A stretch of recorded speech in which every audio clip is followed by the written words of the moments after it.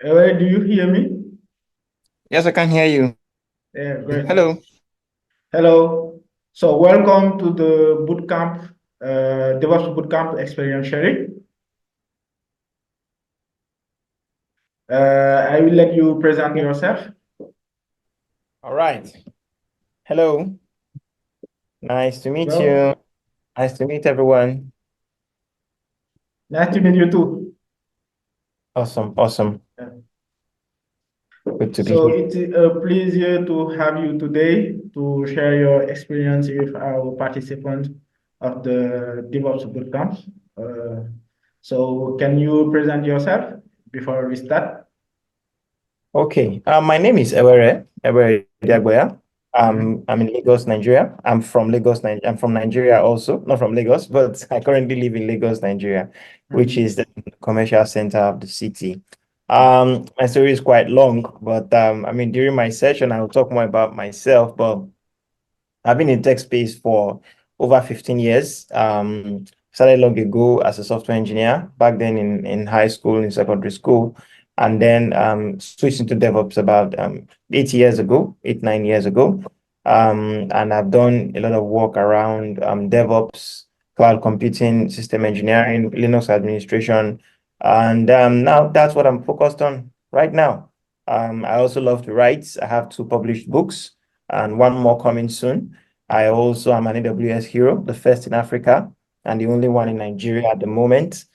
So what we do as AWS heroes, we are our community work is recognized by AWS, and we are use the word appointed as a hero. So basically, we represent AWS as ambassadors in the African continent. There are about six of us in Africa. There are about two of them in Cameroon. I think there are about two also in South Africa. And what we do basically is to help the communities within our geographical location to grow, provide mentorship, provide guidance, and also ensure that people can get into the cloud space, assist them with career positioning, assist them with career growth, and also create content on the internet that can help people to understand cloud computing, AWS, and DevOps in general. Yeah. Great, great, perfect. So we're gonna start with the basics. So the first question here. So what is DevOps exactly, and what exactly does a DevOps engineer do? What are the day-to-day tasks as a DevOps engineer? Okay. As controversial as it can be, DevOps has been defined as many things. If you follow my work, I usually call DevOps a way of life. Okay, just the way Christianity they say it's a way of life, not a religion. So DevOps is like a way of life where you try to. The goal of DevOps basically is to improve software delivery. Okay, so for us to understand the meaning of DevOps, we need to take away DevOps first of all. So organizations who operate without DevOps, what happens to them? The first problem they have is speed of delivery. The second problem they have is efficiency of delivery. And then the third problem they have is unstable environments, unstable systems, unstable applications, and unstable services. Now, when you bring in DevOps, DevOps comes with a lot of principles that helps to solve those problems with things like automation, with things like infrastructure as code, with things like observability and monitoring, with things like cloud native architectures. So all these are principles, systems, and architectures that DevOps brings to the table and say, you know what, when we deploy and employ these methods of building our software, we tend to ensure that they are efficient and they are reliable and they can actually scale depending on customer demand. And they are also secure. There's also security because there's a term called DevSecOps. Okay, so if you take DevSecOps, there's a security part of it. So you create a process around it because personally, I'm privileged to work without DevOps and with DevOps, and the difference is very clear. So earlier in my career as a software engineer, I used to build websites. Okay, I used to write PHP code, write websites, build applications. I did social media one time when I was in university, and I had over 10,000 users, but I just let it slide. But one of the problems I used to have then was when I needed to deploy a new change, and it was always scary. Why? For two reasons. Number one, I don't want my site to go down during those changes. Number two, as at then, I'm talking about almost 10, 12 years ago, internet in Africa was not as matured as it was right now. We're still struggling with, I think 3G. We're barely around edge and 3G. So the speed was not there at all. When you upload the file, anything that happens to your upload process with a poor internet, you're going to start all over, you know? So all these things, DevOps comes to solve the problems. And then not to talk about bugs in production. After deploying, there's an error.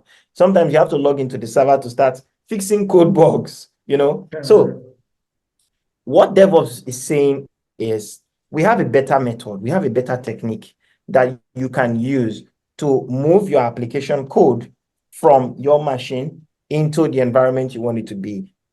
Some of these explanations are broken down in my book, which I'll enjoin everyone here to get. It's called Textionary. I know it's in English. I'll share the link in the chats. Textionary breaks down many of these terms that I might use that might look too ambiguous and too difficult to understand. So basically, in summary, what DevOps does is to solve these problems.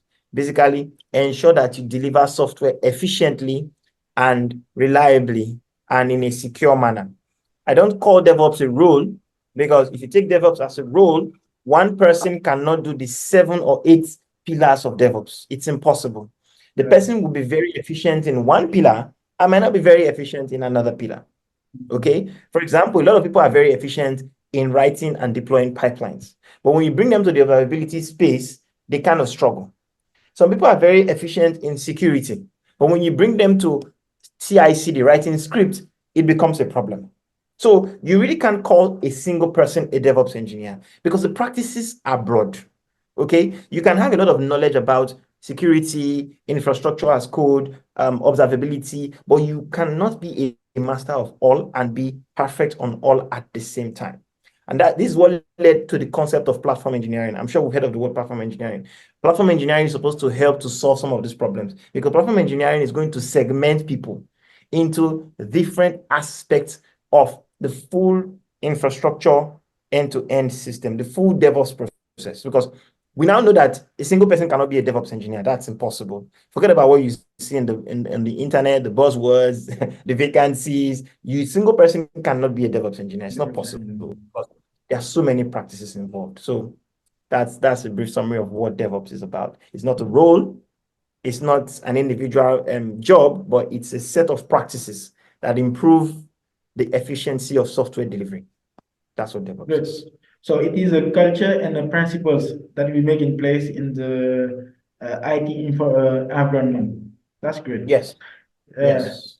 So we have participants that have a background, developers background, as you were before you were in the domain of DevOps. They might have questions. So I will ask them if they have questions, they can ask it. So, Abdoulaye, Ngor, avez-vous des questions? Ou bien c'est bon jusqu'à présent? Bon, pour moi, c'est bon, c'est bon, je suis là. D'accord. Si vous avez des questions, après, vous pouvez lever la main, puis je vais vous laisser poser vos questions. So we're gonna start with the first question. So you talk about the principle of automation in DevOps, automation and tools. So what automation tools have you used it in your previous project, and how did they contribute in the DevOps process? Can you describe a scenario where you implemented an infrastructure as a code, tools like Terraform or Ansible? Okay. So when it comes to the infrastructure side and automation, it's also broad. Okay. So I'm going to break it down into 2 aspects. You have infrastructure as code, and then you have CI/CD. Okay. Infrastructure as code is a method of automation, but the goal of infrastructure as code is more of the repeatability than the automation. Okay. So what infrastructure as code helps you solve is the problem of being able to recreate an infrastructure faster, more efficient, without making mistakes. And also, it's very helpful in terms of what we call disaster recovery. So if something happens to your first infrastructure, one problem organizations have is if you need to recreate that infrastructure, maybe in another region, in another environment, it can take you time because there are so many parts of that particular system. You have the database, you have the application server, you have the application server configurations.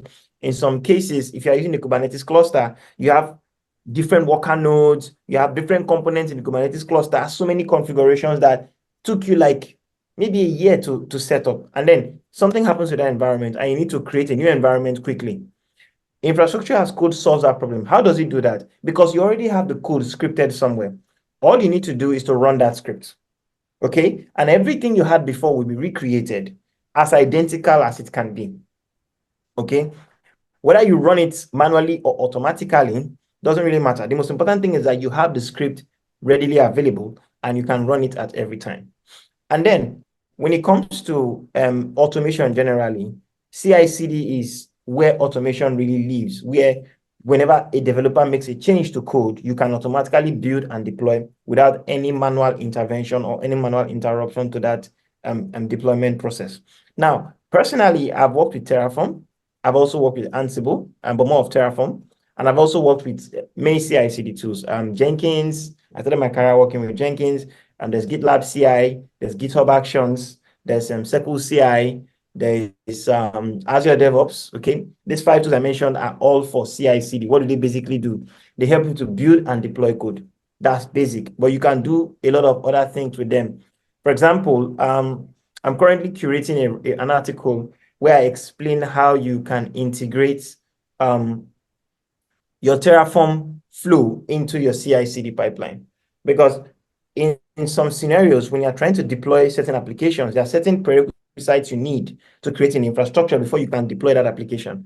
So instead of having to manually create those infrastructure, you can actually use infrastructure as code to automatically create those systems before you deploy your code. It makes your work really, really efficient and faster and easier. So CI/CD can go beyond just building code and deploying code. You can also add infrastructure as code at the beginning and at the end. And in my write-up, I'm talking about how there are certain things you need before deployment and after deployment. For example, things you need before deployment could be a Git repository. Sorry, if it's a Docker-based deployment, you need things like environment variables of the application. You need the Docker registry where you need to push the code to. You need to perform some other operations on the infrastructure. After deployment, you have things like monitoring you need to configure, synthetic monitoring. If in some cases you need to create certain dashboards and all these things. So these are things that are beginning at the end of the pipeline, which are prerequisites to the full functionality of that application. And I've worked on this kind of pipelines where when you run this pipeline, you are sure that everything this application needs to run is fully loaded in the CI/CD pipeline. What this does for you, it saves you a lot of time. Because what you see a lot of times is CI/CD is just used for building and deploying code. Every other component that code needs to run is usually manually done. So for example, for environment variables, you have to go to the UI, create the variable, and put them one by one. If a variable changes, you go manually. You need to create the monitoring. So a lot of times people forget to even create the monitoring part of the application. They just deploy and they forget. So when issues start coming up, they say, oh, we don't have monitoring. We need to start monitoring. These are things you can foreplan within your pipeline during your CI/CD process. So for the stuff I've worked with Terraform a lot. Terraform is something I use almost every other day. And I mentioned some CI/CD tools I've worked with: GitHub Actions, GitLab CI, Jenkins, Azure DevOps, and I've also worked with Circle CI. Perfect. So you explained about the pipeline, how you have designed your pipelines and how you have maintained your pipeline and the key components that you have used it about your CI/CD pipeline. So about the monitoring, exactly, what monitoring tools have you used it to track the health and performance of application and infrastructure? Can you explain how you handle incidents and troubleshoot issues using monitoring and observability tools? Okay, so this goes back to my first point where I said that a single person cannot be a DevOps engineer. Okay, so I've been in this field for about 8 years, and in my 8 years, I only looked into what we used to call monitoring about 6 years ago, like within a short time in my career. Now I'm going back to observability, and in 6 years, a lot has changed. Okay. In those days, what you used to hear about is tools like Nagios, tools like New Relic, tools like okay, Datadog is still in the market. But now you have the LGTM stack. The Grafana stack is really becoming the thing. And the reason for that is the simplicity, the ease, and the speed. Okay. I personally have also worked on what we call the Elastic Stack, which is the ELK stack, or what they call the ELK stack, which is Elasticsearch, Logstash, and Kibana. Now, I was able to set up a full-blown monitoring system. So this system basically, which is the core of most monitoring systems, because you have pure monitoring, you have observability. Observability, it's like the superset of monitoring. Monitoring is basically knowing, maybe checking logs, knowing what's going on with the logs, the application, getting alerts. Observability goes beyond that. And fortunately, I have a full book on monitoring, okay? Infrastructure monitoring with Amazon CloudWatch, which is on Amazon. You can get it from Amazon and from Packets Publishing. So I started from the beginning of what monitoring is, understanding the concept of monitoring, and I talked about how to perform monitoring in different AWS services, from containers to EC2 to databases, and how to also configure custom monitoring for your services. Now, the tools I've used, let me talk about the tools I've used. I've used a lot of tools. I can't mention all the names. I've worked with Datadog. I've worked with the LGTM stack. So LGTM is Loki, Grafana, Tempo, and Mimir. That's LGTM stack. I've worked with CloudWatch, extensively. I've also worked with New Relic very briefly. But now my core focus is actually observability. So observability covers what we call three pillar signals. Okay, 3 pillar signals, which are logs, metrics, and traces. Logs, metrics, and traces. 90% of the time, people just know about logs. Maybe infrastructure people are concerned about metrics. People barely understand traces. Okay, and traces is a very powerful way for engineers to debug microservices. Now, what does a trace do? A trace takes you on a journey of a user in a system from when they land to when they leave the system. Now, most of the problems developers have with debugging code or systems is you have a lot of transactions coming in. People are logging in, logging out, sending money, receiving money, creating this, and there's a bug. Most times you want to understand, how did this person move into this bug? To understand the journey, because when you understand the journey, you can know where the problem came from. And that's what a trace does for you. A log cannot give you that. A log just tells you a point in time activity. Somebody logged in, somebody logged out, somebody sent an email. That's what a log does for you. But before the person logged in, there were so many things that happened. When the person clicked on logged in, the person went to the database, connected to the database, checked if that user was existing, picked out the username and password, generated a token, assigned to the user, moved the user to the profile page. All these things, you don't find them in logs. Okay, and a trace gives you a clear view of everything that happened. So if there was a break somewhere, or if one part of the query took a long time, a trace will show you that, oh, this part where you're trying to retrieve the user's profile took 2 seconds or 5 seconds. So you could identify bottlenecks in that way. So traces are so powerful, and you can actually connect a trace to a log to a metric. Let me give an example. So let's assume you launch a website and you have 1,000 users. All of a sudden, your users increase to 500,000 and then 1 million. A couple of things can happen. Memory, most of the time, which is always the basic problem, your memory will increase because you need to harbor more sessions in your infrastructure. What basically happens is, when you want to trace that problem, you can either find that when you check your metrics, you will notice a lot of inflow of data. That graph might start going up.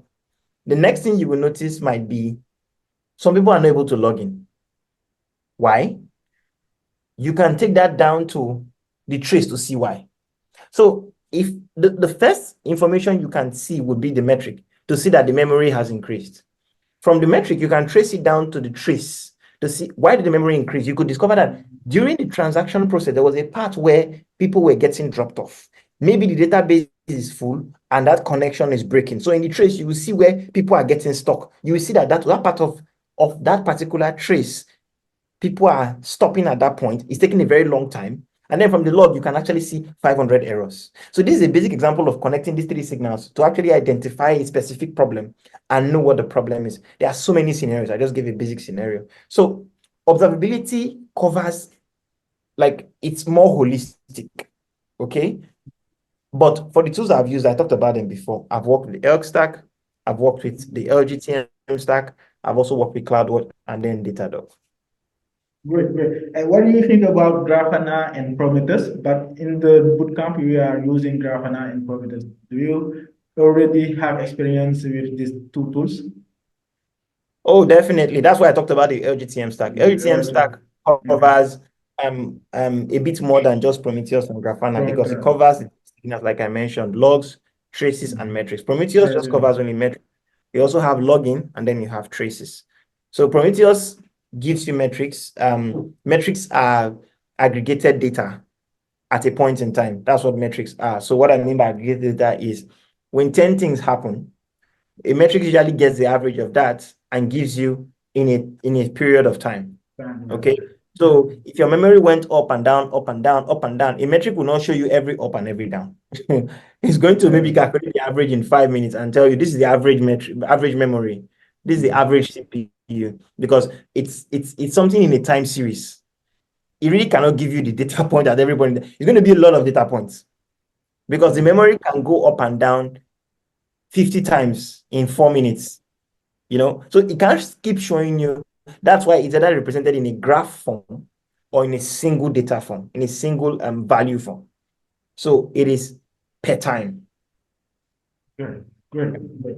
So we're gonna talk about security. How do you integrate security in the DevOps pipeline? Have you ever worked with security scanning tools or implemented security best practice in your deployment?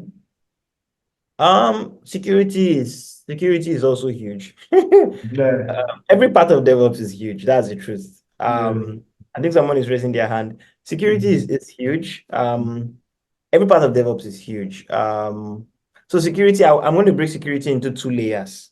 You have infrastructure security and you have application security. So the first part of security is usually the ignored part, which is application security. Now, it starts from the packages. Okay, so when you use tools like Snake, or you use tools like Dependabot from GitHub, these two tools help you with package management.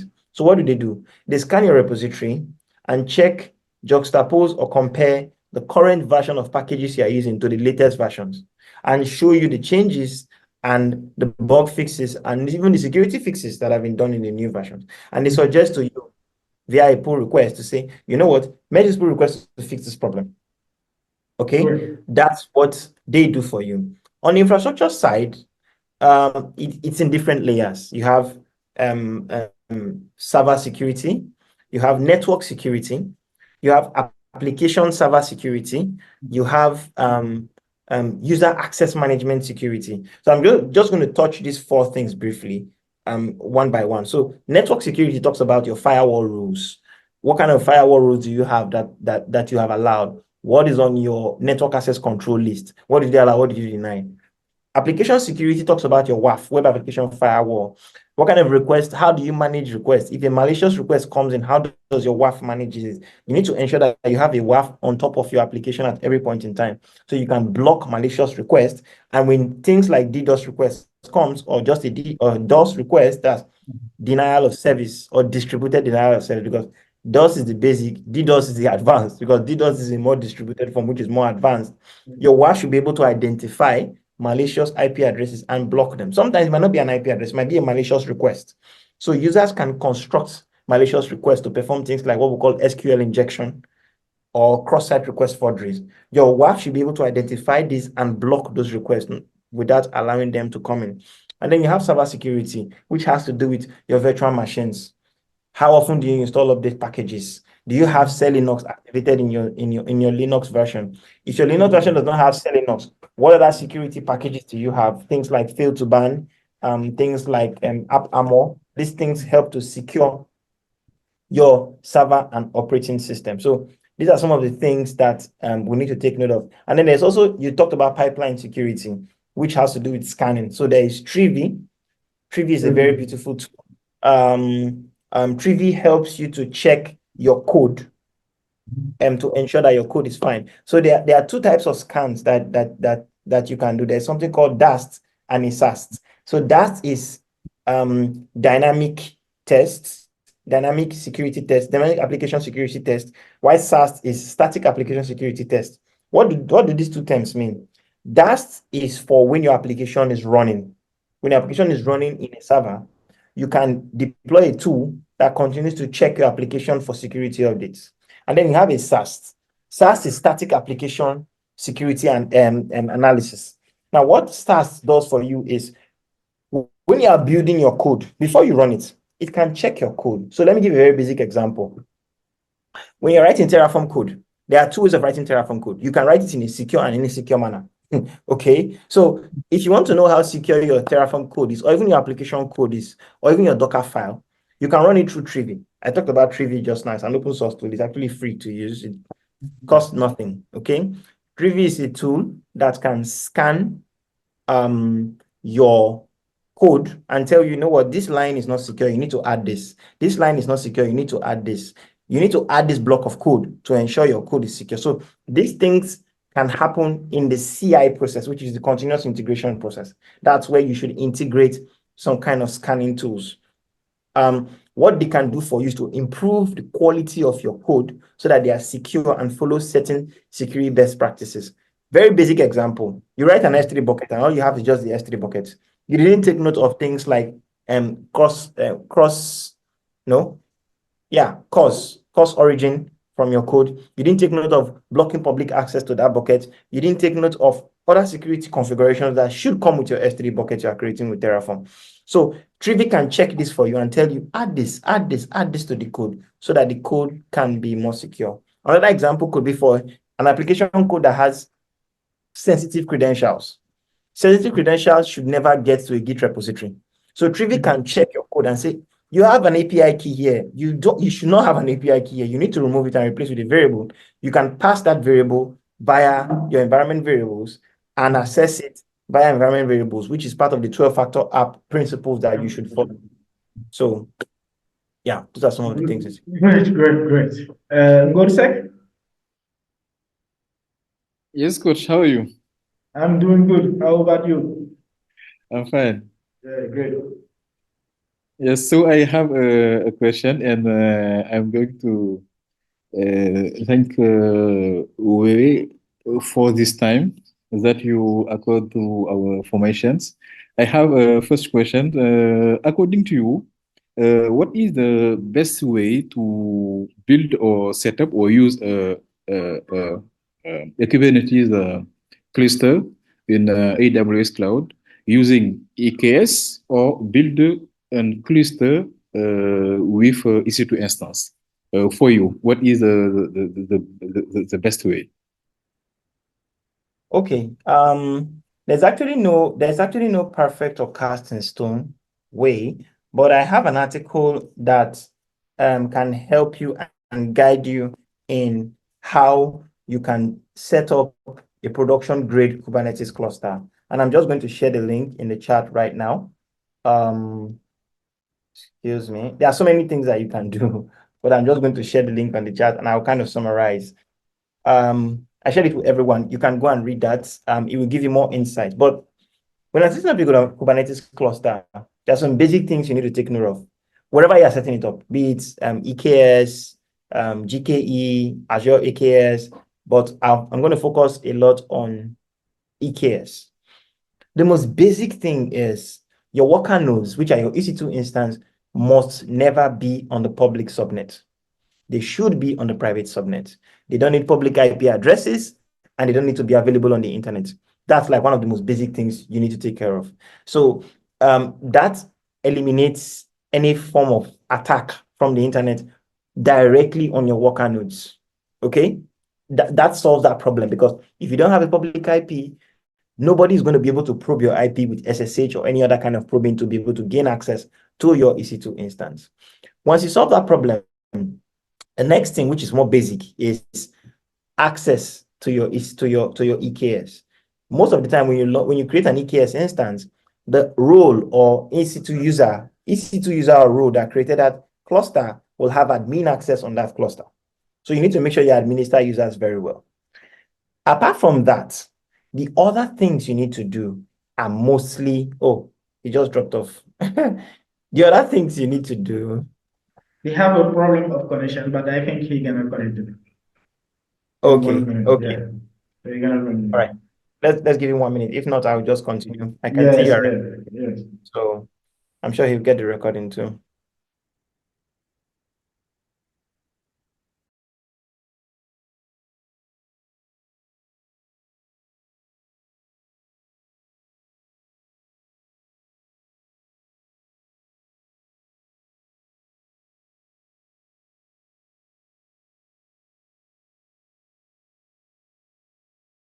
He's here. Okay, I can see he's back. Effectively. Okay, we lost you for a while. Yes. All right. So I was trying to explain the things you need to do because your question is more or less, what is a production grade EKS cluster? Okay. So I mentioned making sure your worker nodes are private, they remain in the private subnet. When you use tools like EKS CTL, they kind of make these things much easier for you than setting it up yourself. So ensure your worker nodes are in the private subnet. Ensure you administer the users properly. The last thing I want to say is every other thing you need for a production grade cluster will be within the cluster. And the article I shared, I don't know if you have seen the link yet. If you go through it, you're going to see a lot of things that you should have or you can have in your cluster to ensure it's production grade. So I'm going to go through the article and mention some of them. And many of the pillars many of the pillars I mentioned are taken from the AWS well-architected framework. So they are borrowed from there, and you can actually use that to guide any architecture you are trying to build. It's a very, very beautiful method of making sure you build a solid, efficient, and scalable infrastructure. So the first thing I mentioned here is reliability and availability. You have security, networking, monitoring, and observability, and backup and restore, cost optimization, and cluster visualization. Okay, now it's very annoying when every time you want to do something in your cluster, you're typing kubectl this, kubectl get pod, kubectl view pod, kubectl delete this, kubectl. It can be so tiring. Okay, although for a starter, I encourage it because it's good you're used to those commands. Okay, but when you have done it for like a year, it might not make you so efficient when you need to do things very quickly. So you need a visualization tool. And the visualization tool I mentioned here was Rancher. Okay, but there are more visualization tools. So maybe this article requires an upgrade. Okay, yeah, I think I mentioned Rancher and Lens. Okay, so these two tools are beautiful tools. Okay, Lens is on your desktop, which is much powerful, but I think Lens, I don't think they give it free anymore. They kind of collect license fee, but it's a beautiful tool. Okay, and then you also have Rancher. Rancher is free, but because Rancher is built on Java, it can be very memory intensive. But if you can set it up, very beautiful. What these tools do for you, they give you a visual view of your cluster. You don't have to be typing so many commands. If you want to view logs, you just go to the pod and click on view log and you view the logs. If you want to delete a pod or a deployment, just go tick on it and click delete, and boom, you're gone. You're good. If you want to see the number of nodes in your cluster, you just go to nodes and you see all the nodes with everything that you need your kubectl to do. This makes you really, really, really fast and efficient in how to administer a Kubernetes cluster. Another thing I will also mention is the reliability of your workload, which is your deployment. So you need to ensure that whatever you are deploying is actually reliable and highly scalable. And I mentioned a couple of tools that you need to have, like your horizontal pod autoscaler, like Carpenter, cluster autoscaler, and Goldilocks. These are some of the tools, okay? HPA and VPA. I didn't put VPA here, but HPA and VPA practically do similar things. What do? They are there to continue to watch the behavior of your pods, so that if your pod requires more resources, if your pod requires more memory, requires more CPU, they can automatically allocate, or they can automatically scale up or down as required. Because what happens normally is if you do not configure them, your application is going to go down. If it takes up all the memory on the worker node, your pod will stop working and the application will become unavailable. But when you have something like your horizontal pod autoscaler, which I've worked with extensively, you just fold your hands and watch your pods scaling up and down with no manual intervention. So what it means is if you have 100 users, maybe one pod was configured for that. If your users increase to 500, it's going to create 2 pods or 3 pods, as the case may be. If your users increase to 5,000, it will increase the pods. And if those users reduce from 5,000 to 1,000, it will reduce the pods automatically from 5 to 2. You do not have to touch anything. So these are things you must have within your cluster to ensure that your cluster is production grade. I also have, I think if you go to the bottom of, if you go to the, okay, I don't know if the checklist is in this article. Yes, it's here. I'll just copy it out and share too on the chat. You might miss it in the article. So there's also a checklist you can use from Ellen Cates. This checklist is very beautiful. Trust me, you can't exhaust this checklist. And the checklist can be very disheartening because the things they will tell you to do, you might not be able to achieve them. But the goal is you have a compass of what your cluster should look like for it to be production ready. Okay. And I was able to extrapolate some things from that guide to create this article. So is either you read the article or you read the guide. If you don't want to be heartbroken, don't read the guide. But you can still read the guide. It's still fine. But if you read the article, I try to just streamline everything to be more straightforward and easy. Okay, you need to deploy this. And I explain why you need to deploy each of them and where you can get guides on how to deploy them. I hope I answered the question. Thank you a lot. It is very, very, very, very clear.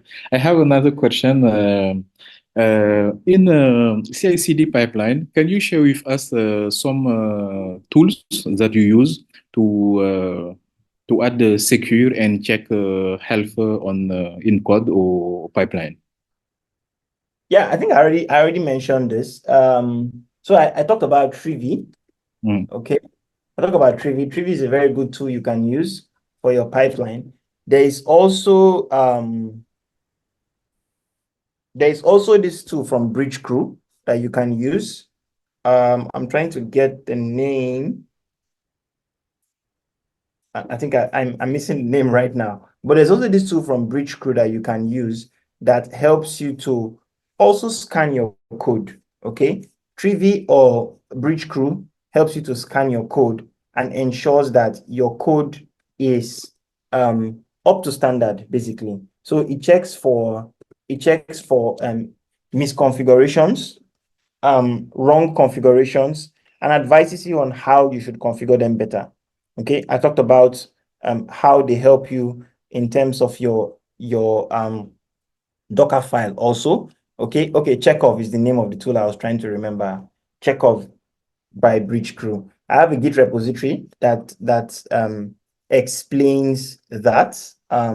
If you go to this repository, I demonstrated how to use Chekhov in this repository I just shared. So in that repository, you will see how I configured Chekhov to scan my Terraform code. And after scanning my Terraform code, it gave me results on how efficient or not efficient my Terraform code is. So Chekhov or Trivy are two beautiful tools you can use to scan not just code, but even infrastructure as code. I mentioned Terraform, I mentioned Docker file. So these two tools can be integrated into your CI/CD pipeline to scan your code to be secure and not just written anyhow. Also secrets, you can also scan secrets in your code. So if the application code has secrets, it will pick it up and say, this line in this file has a secret. You need to fix it. Thank you. Thank you very much.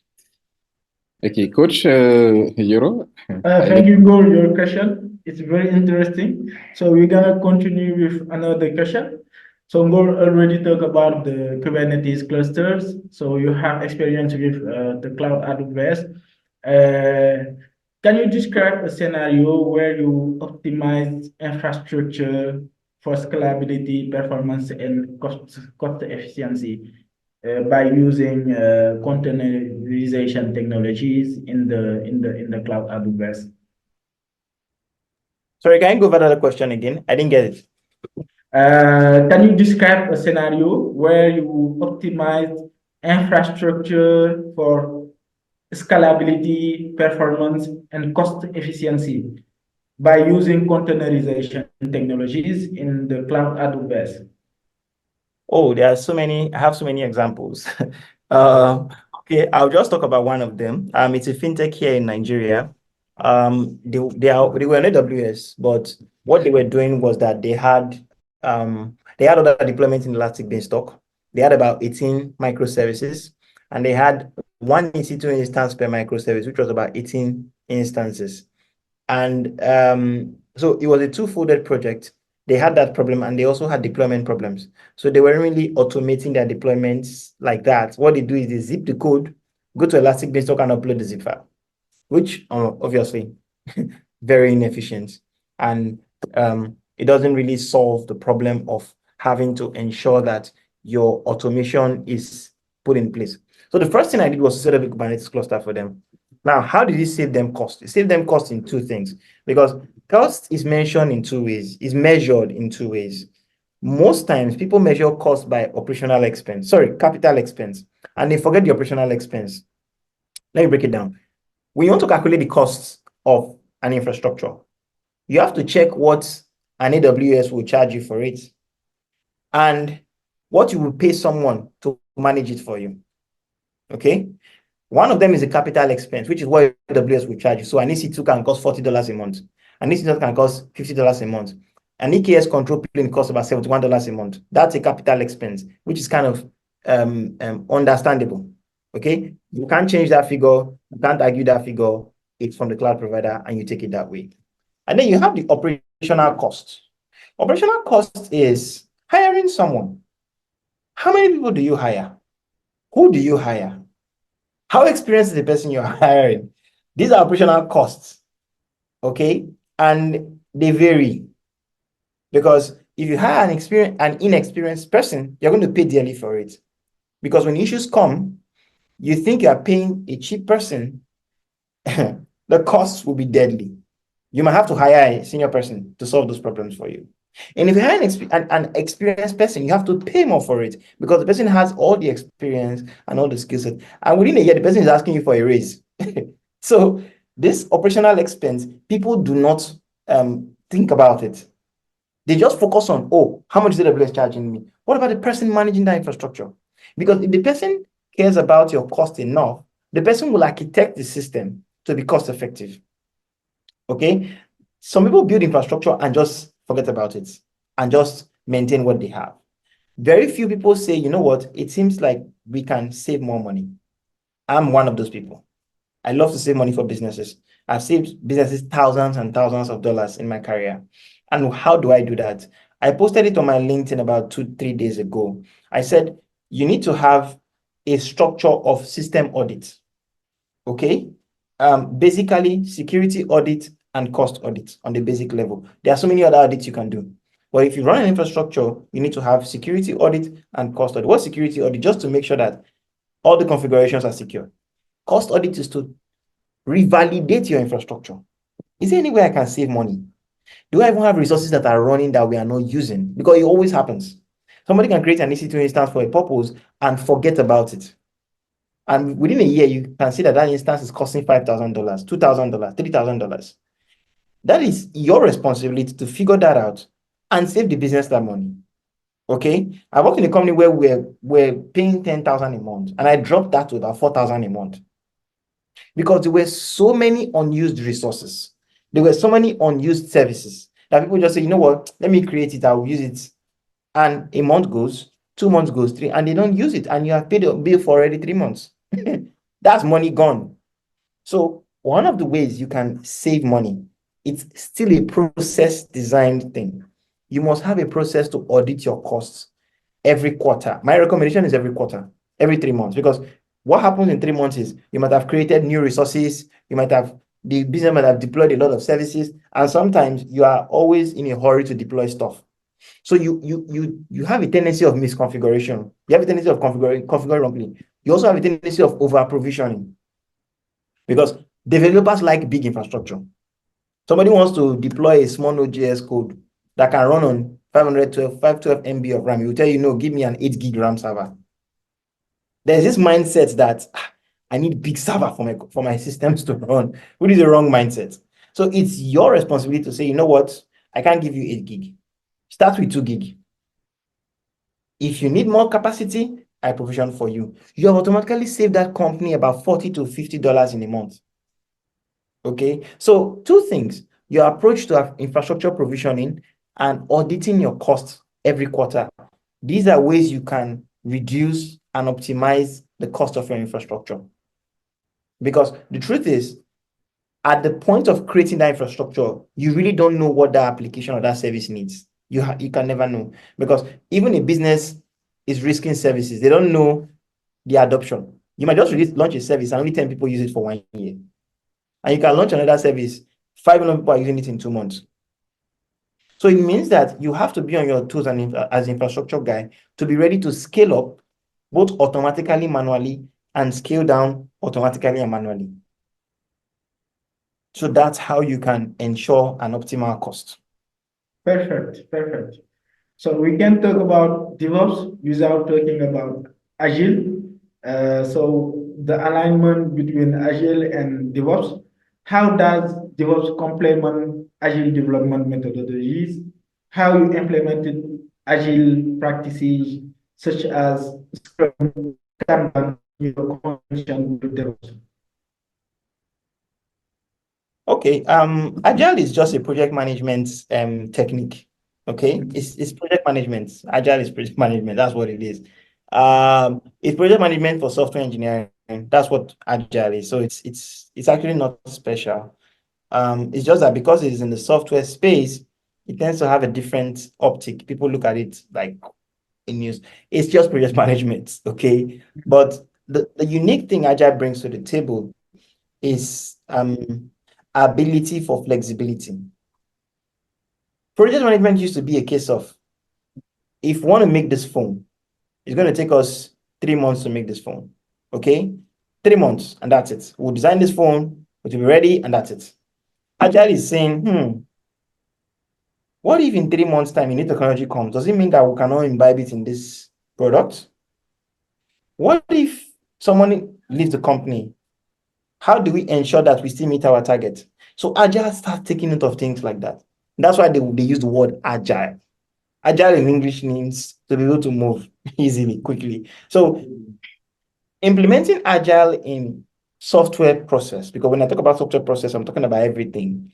Software engineering, DevOps, platform engineering, all the labels that exist, because nowadays everybody has a label. Some say they are SRE, some say they are DevOps, some say they are platform. All the names, all the labels that exist. Okay. My recommendation from my experience, what I've learned is there are two basic implementations of Scrum, of Agile. You have the Scrum and then you have the Kanban. Now, Scrum is best for software-based projects. Why? So Scrum has certain principles that are best for software development, which include boxed timeline delivery. Boxed timeline delivery. That's what they call a sprint. So within 2 weeks, I want you to achieve this goal, and you achieve it. Within another 2 weeks, I want you to achieve this goal. So this milestone design method of delivery makes software engineering better to measure, easier to manage, and also easier to scale. Okay, because in 2 weeks, you know what you are expecting. In 2 weeks, you know that there should be a green button that will click submit, that will send an email. In 2 weeks' time, you can say, I want another button that will create a new message. In 2 weeks' time, you have another, you understand? So it's easy to create goals within 2 weeks.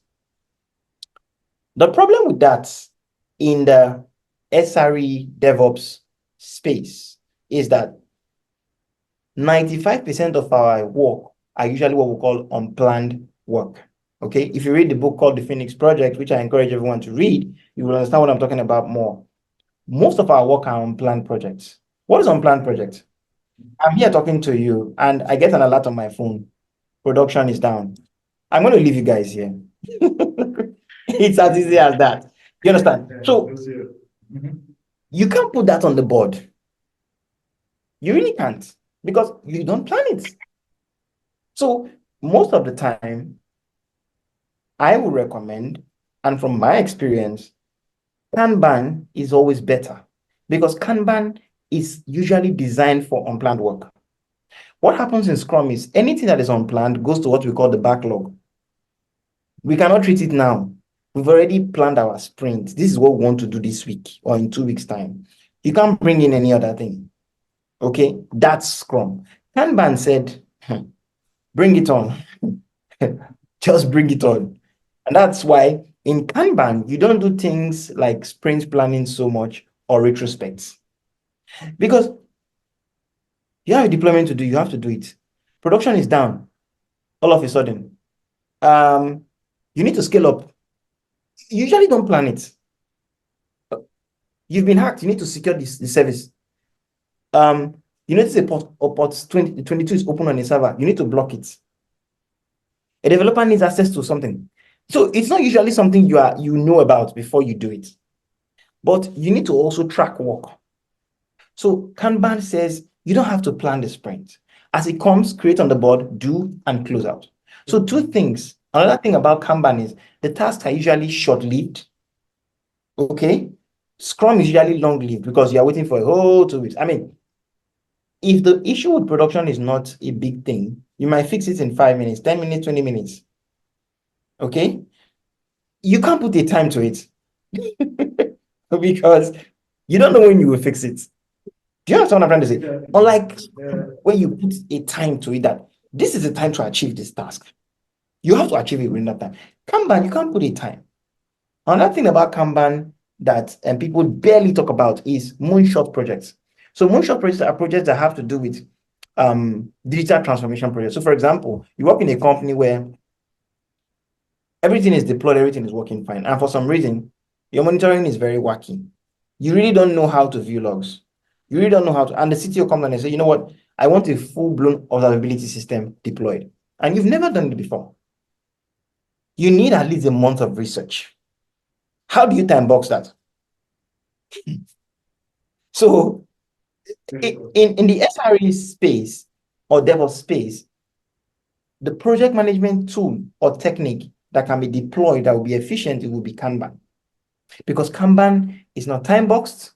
Kanban is not, you're not designed to deliver within a specific period of time.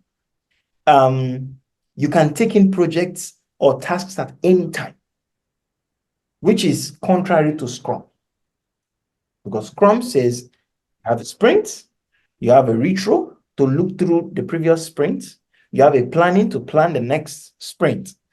I mean, if you fix 100 bugs within a week or 100 issues in production within a week, please, how are you going to retrospect on that? It's almost impossible, you know? And if you plan a sprint in Scrum, in Kanban, and say, oh, this is what we're going to work on this week as a DevOps team, and then 10 issues arise within that week. There was a security breach, database password was hacked, production went down, you needed to create 50 servers. What happens? Are you going to say, no, we are running a sprint. We need to take that to the backlog. You're going to lose your job. You will go home. For sure. Because you are expected to fix that problem immediately. So the implementations for Agile is usually role-based. It's usually role-based. I've worked in companies where they are trying to fix DevOps into Scrum and it doesn't work. It never works. Because you start seeing somebody telling you, please, I need to set up a VPN. We need it tomorrow for an integration. Are you going to tell the person, no, it's not in my sprint. It's not in, it's not going to be like that. It could limit. So yeah. Perfect. Sorry? So we're gonna have our last question. Our last question, Okay. because they're gonna continue their program. So we know that the technology grow very fast. So how do we stay up to date with emerging technologies and best practice in the DevOps domain? Can you share an example of process improvement or innovation you introduced in your DevOps practice? Okay, how do you keep up? I think just put your ears down. Put your ears down. How do you put your ears down? For me, one of the best ways to keep up that I've learned so far, I would have said, oh, read articles or subscribe to a blog. I'm sorry, I won't do that anymore because there are so many blogs, there's so much content that you will not know what to read. I think if you have the money to travel and attend a conference outside your country. KubeCon just finished last month. I was privileged to talk to someone who attended and heard almost everything that I needed to know. If you can join remotely, join online. Okay. Try to also attend meetups in your local community. I'm sure there are communities in Senegal. Okay. Try to attend those communities. And for communities in the west side of Africa or in the south side of Africa or even in East Africa, Kenya, in Nairobi, if you can join remotely, join remotely. What this does for you is, number one, you are able to acclimatize with people in the same sector with you. Number two, the things they speak about most of the time are the trending things you need to know about. Okay? Most of the time. Okay? So that helps you, keeps you safe from going to the internet and subscribing to a hackathon and getting newsletter of 20 articles every week that you cannot even read one. Becomes useless. Okay. So my own go-to, my own advice is attend meetups. When you see any meetup, register and attend. Listen to the speakers, take notes to give you an idea of, oh, it means that, oh, Prometheus and Grafana are like the reigning guides for monitoring or notability. I go and learn that. For example, for CI/CD, the tool that is becoming popular is called Argo CD. Okay, so you say, oh, I heard this Argo CD. Okay, and then you also watch the pattern. Most of the time, training tools are repeated in meetups. If you go to this meetup, you hear that name. If you go to another meetup, you hear that name. Once you hear it 3 times, you know that's your go-to tool. And then you try to focus and learn that tool to the best of your ability. Great, great. 90% of the times, 90% of the times you'll be right. Excellent. So, Ewere, thank you so much for your time and insight today. It's great to talk to you. Thank you very much. Thank you. Thank So you. we're gonna let others continue their program. Et merci à toute l'assistance aussi. All right. Have a nice day. Please.